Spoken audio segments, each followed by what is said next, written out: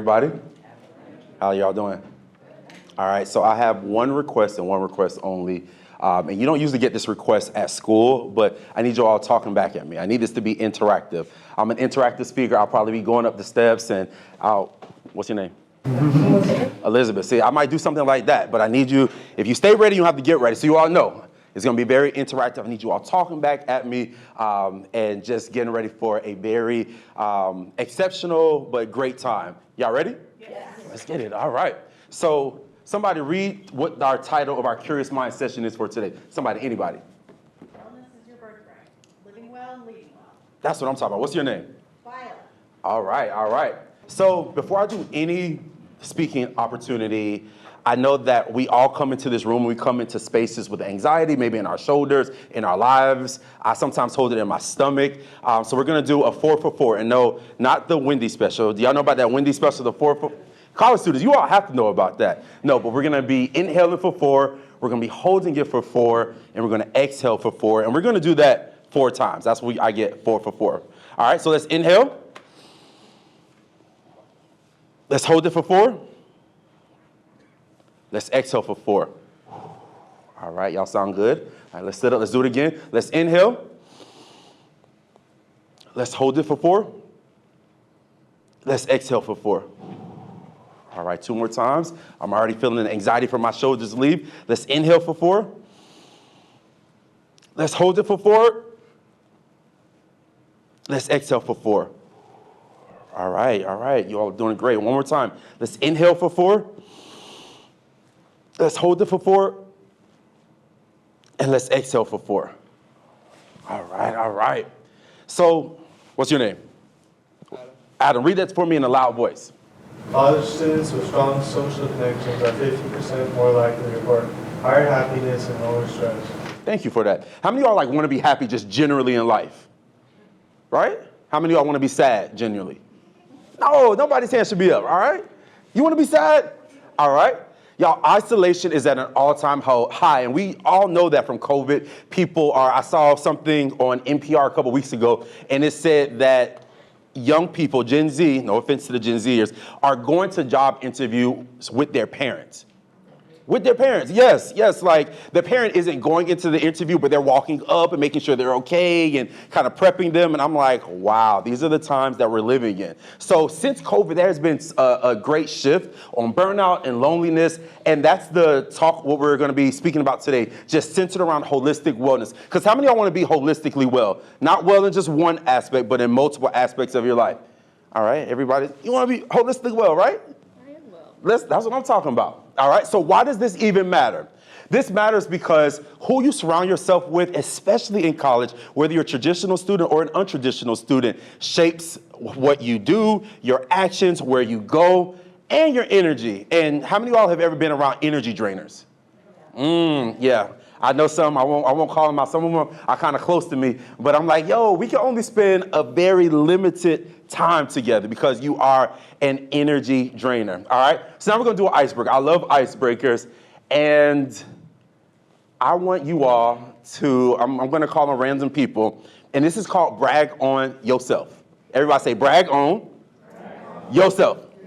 All right, so in our current climate and culture, it's not really popular to kind of brag on yourself, but so many times, a part of my wellness journey, what I learned is I'm always running to the next thing and the next opportunity, and I'm focusing on the next goal, and I'm not really sitting on and settled on like, yo, I actually accomplished this goal, and it was amazing, and it took a lot of hard work, and it wasn't easy.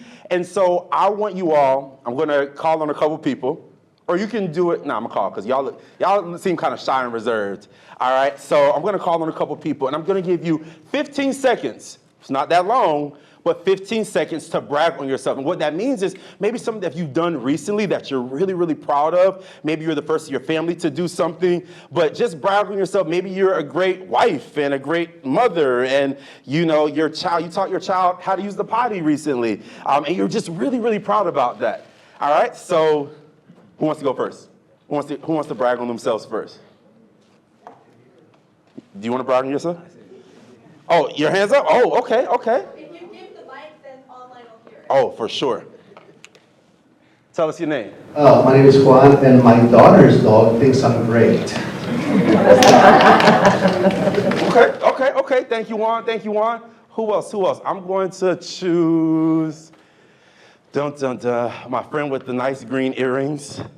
15 seconds, just brag on yourself. Can you pass that down for me, please? I'm Twyla, and I would love to brag on myself because I ate the frog. I did something that I didn't want to do, which was accomplishing an application for a grant, and I did it, and it was hard, and I did it. Give it up for Twyla, y'all. All right, who's not making eye contact? Who's not making eye contact? Who's not making eye contact? You should have just looked at me, you. 15 seconds, I need you to brag on yourself. Tell us your name. My name is Isaiah, and last week I made my soccer debut with the 28 Eastern team. Y'all give it up, give it up!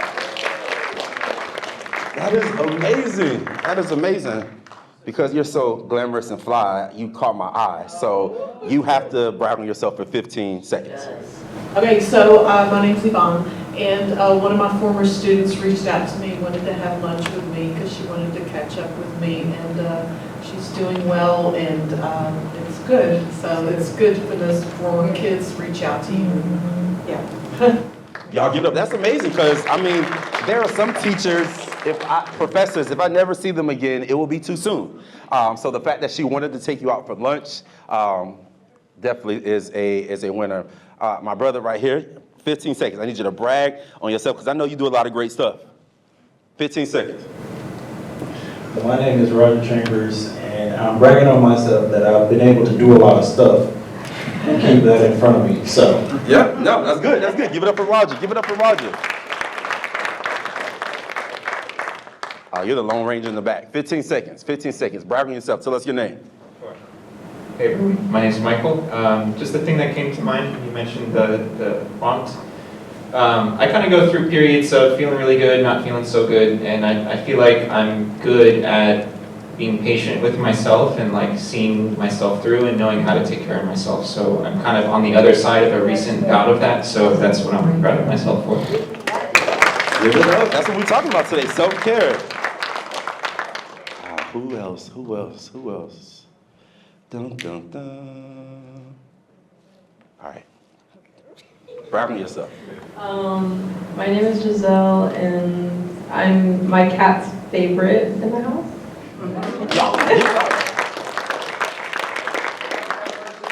I couldn't leave you hanging.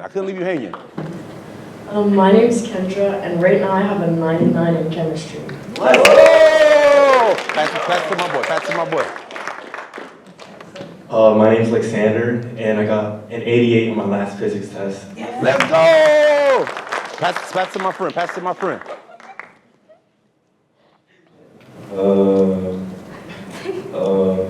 Brag on yourself. Anything. I'm Jesus, and I have more than 5,800 songs in my playlist, so I like music. Let's go! Okay. My name is Angela, and I can brag on myself that I decided to enroll for my core classes to finish bachelor. Let's go, Angela! Come on, brag on yourself.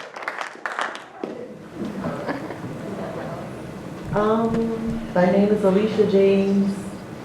I'm just thankful to be here.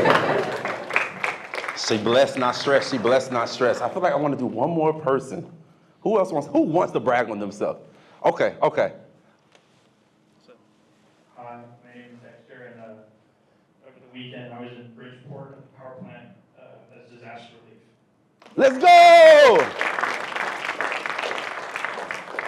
Excuse me.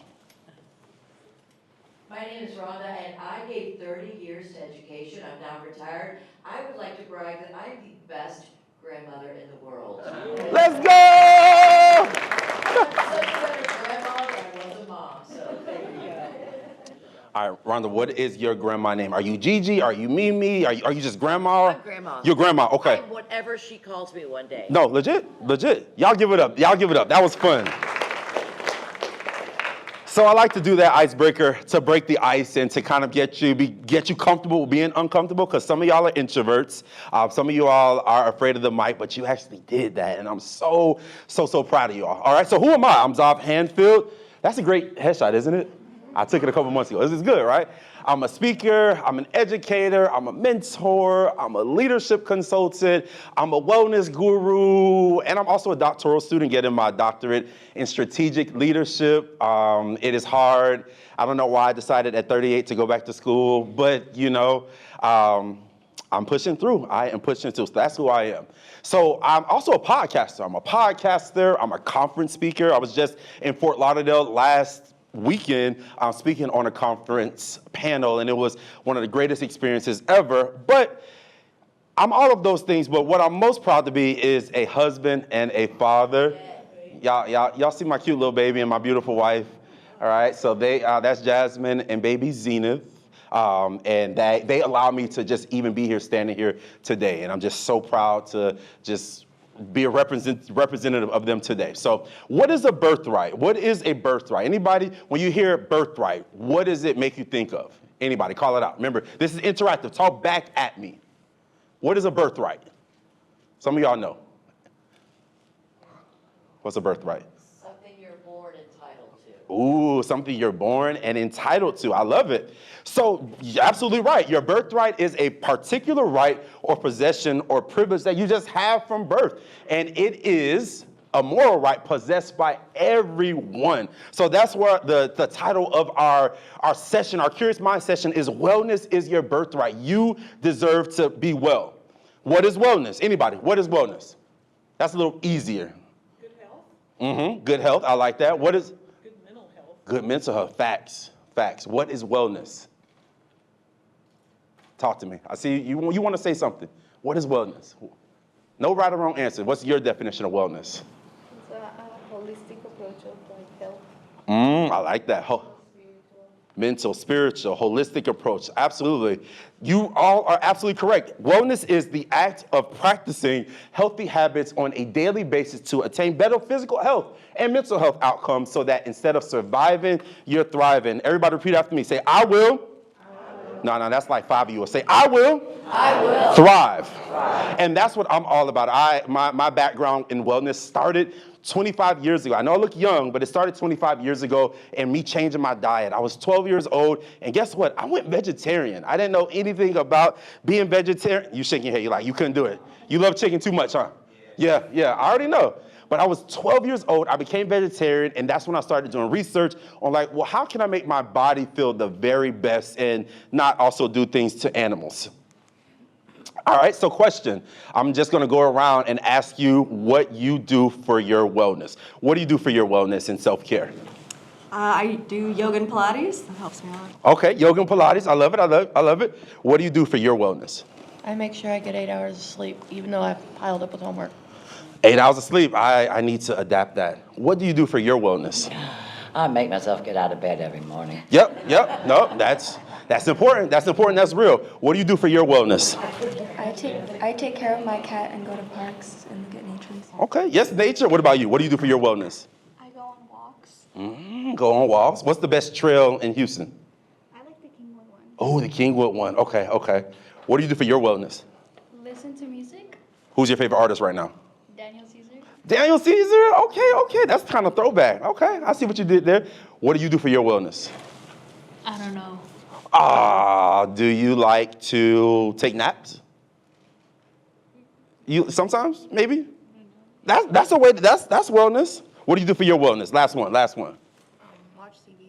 Watch TV. All right, I love it. So I love that everyone had a different answer and a different version, because whether you're watching TV, whether you're going to the mall, whether you're like, okay, I am getting a massage and a facial every month, whether you're cleaning up. Some of us pray and meditate. Some people, like, what can make you feel really great is getting your nails done. I'm not one of those people. I've only been to the nail shop a couple times, so don't ask to look at my toes. But whether you shop, there are so many different things that you can do for your wellness.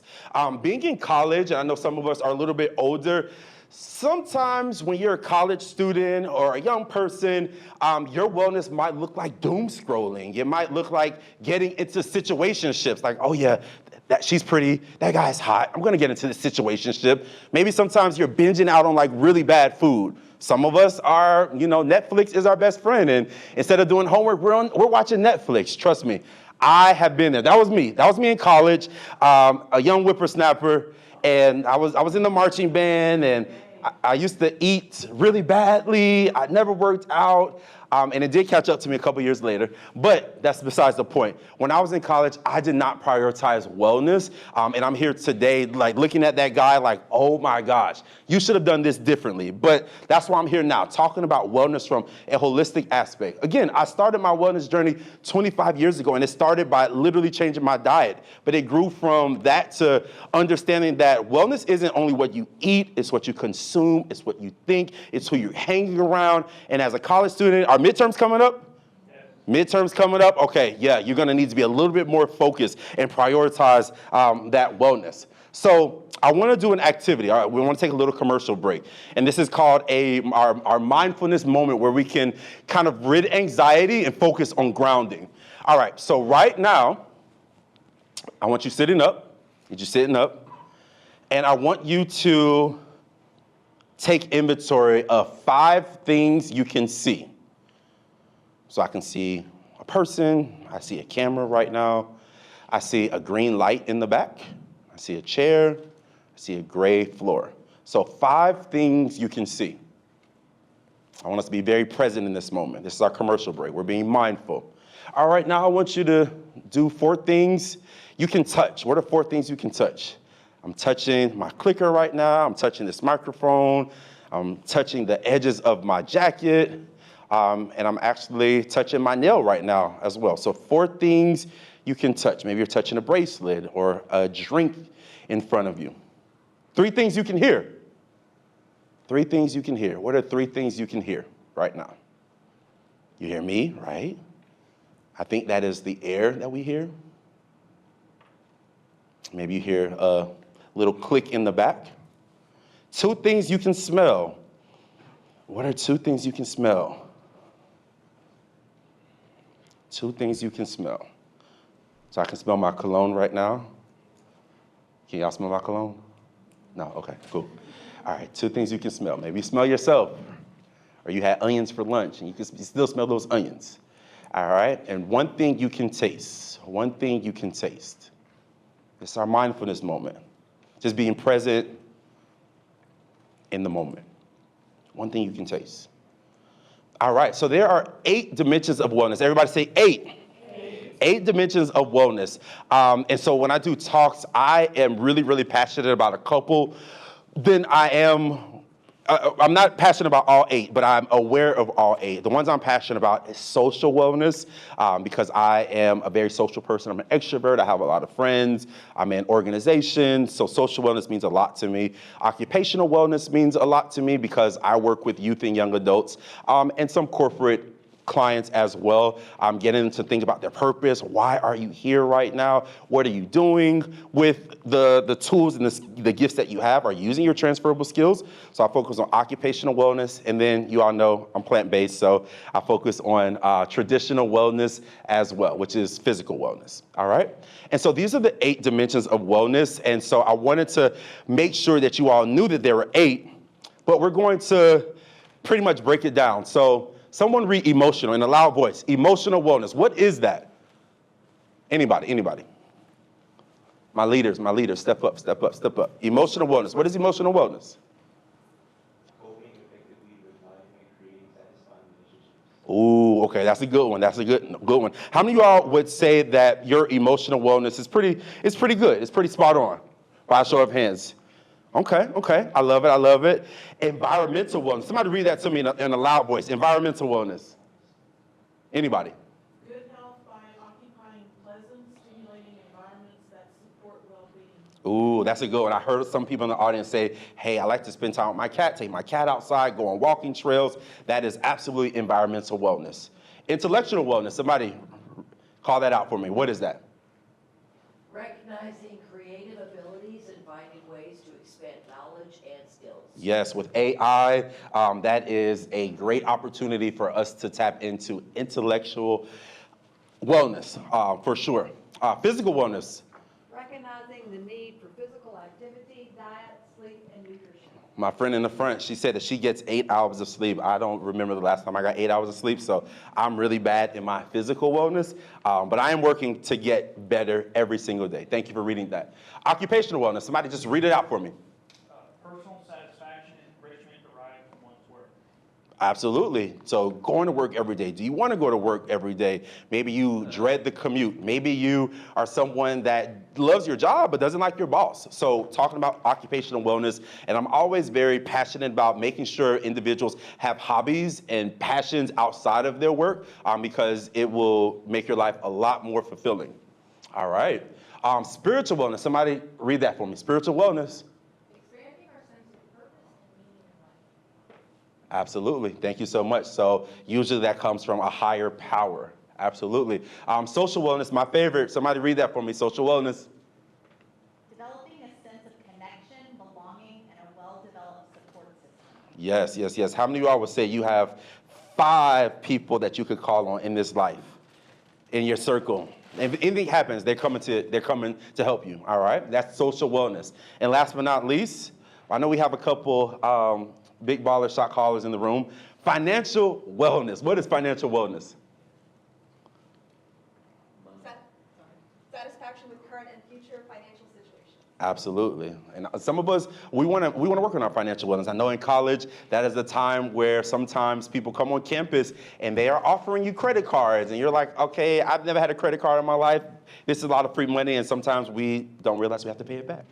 All right, so I'm really big on, if you're taking notes, I definitely want you to jot down these. All right, so I'm going to give you 10. Everybody say 10. 10 ways to be holistically well, to level up on your wellness using the 8 dimensions of wellness, all right? So the first one is practice self-care. That falls under physical and spiritual wellness. All right, so that means prioritizing your sleep. That means making sure that you're going to work out. That means making sure you're not binging on junk food and burgers and the things that aren't going to stimulate your brain, your mind, and allow you to be the most productive. Number 2 is develop a growth mindset. Everybody say growth mindset. All right, so I love hanging around individuals who have that growth mindset because they believe like, this can be done. This is not a barrier. This is just maybe something, an obstacle I have to climb, but I'm able to accomplish these things. And so those individuals embrace challenges as opportunities to learn and grow. They're like, okay, I've been stagnant for too long. Funnily enough, the reason why I'm in my doctorate program is because I challenge myself to do hard things. Because of my personality, I'm charismatic, I'm an extrovert, I'm a people person.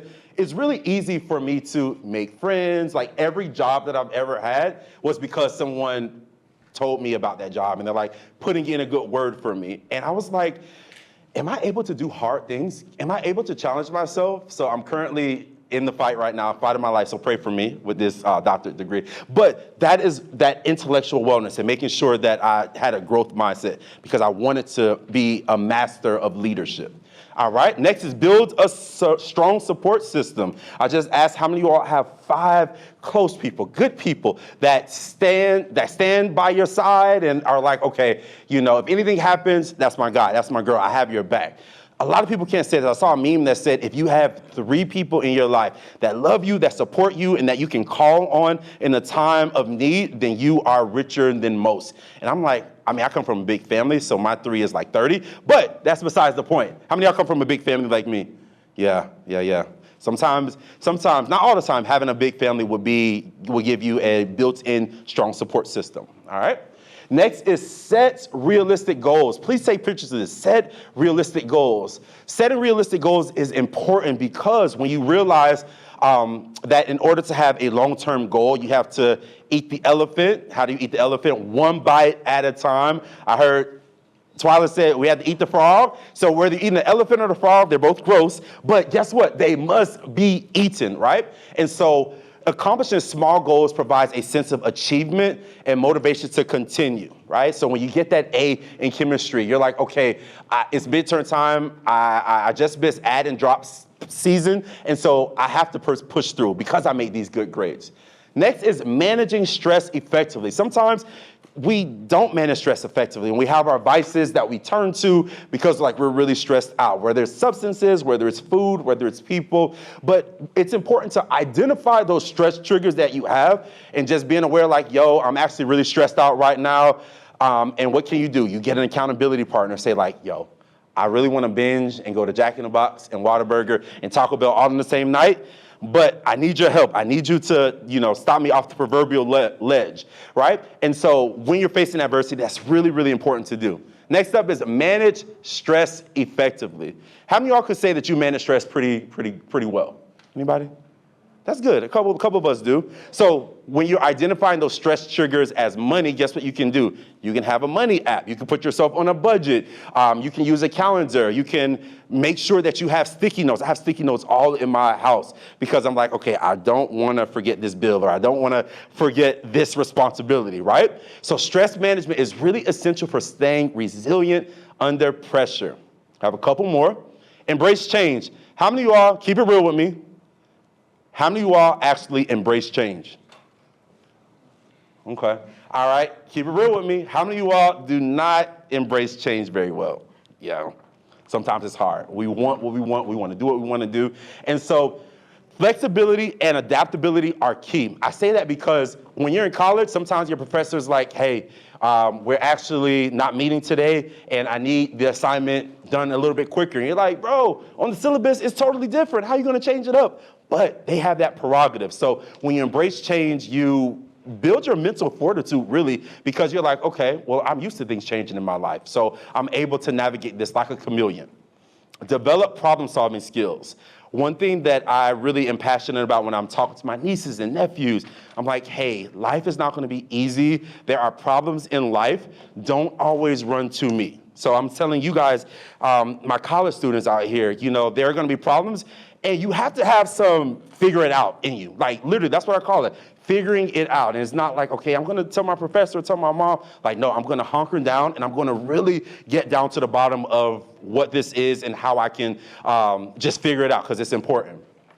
Next is stay connected to purpose. When I first got into motivational speaking 10 years ago, my favorite thing to talk about was purpose because I believed that I was living in my purpose and, purpose is what drives us. And then I realized that sometimes it's not that easy. All of us have a purpose, but some of us don't have individuals to kind of like ignite that fire in us to uncover what our purpose is. And so I want to leave this with you. Having a clear sense of purpose or passion can help you as a student stay motivated during difficult times. And guess what? Your passion might not always be the thing that gives you money. I always have to preface that with purpose and the passion. It was a really big talk maybe 10 years ago, even 5 years ago. But sometimes it's okay to have a passion that does not make you any money. I have a friend, she's one of the greatest cooks that I know, and she will cook for 50 people. She will cook for her family. She tells me all the time, if I had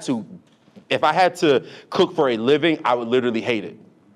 And I'm just like, wow. I remember when she told me that maybe 5 years ago, that shifted my perspective. I'm like, but you can make so much money. Your food is good. You know how to cook in bulk. But she's like, I don't want to have to make money from it. I just want to be able to do something because I like doing it, right? And I love that we're in an entrepreneur era, and AI and just the creativity with TikTok is off the charts. But it's really important to understand that when you're connecting to your purpose. Last two, practice gratitude. And that comes from mindfulness. So we had our mindfulness moment. I was really, really intentional. I wanted you all to just be present in the moment. I'm a newlywed. I've been married for 2 years. But I remember when I first got married, my wife was telling me, she was like, you are never in silence.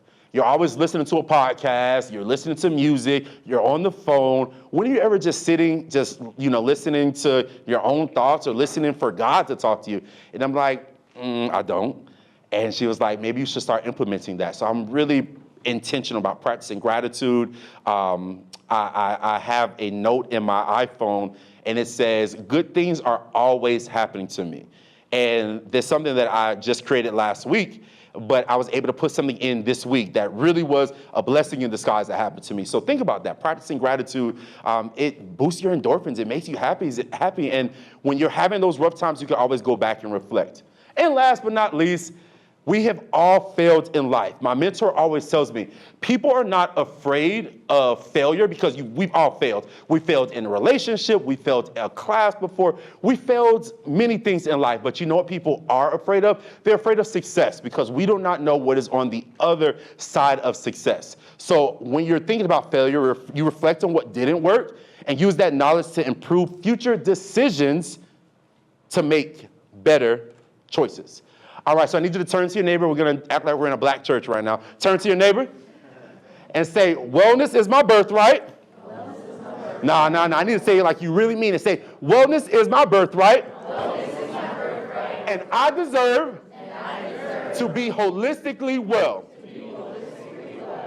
All right. Y'all sound good out there.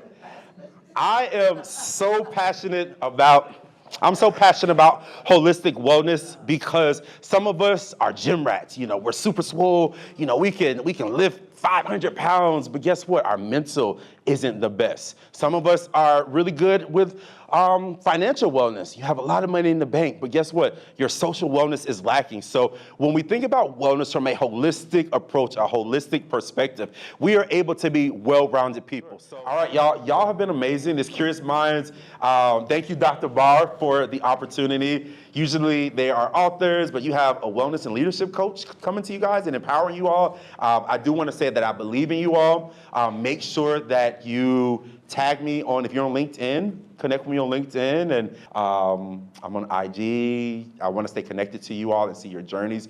You guys have been amazing, beautiful individuals. Thank y'all so much for your time.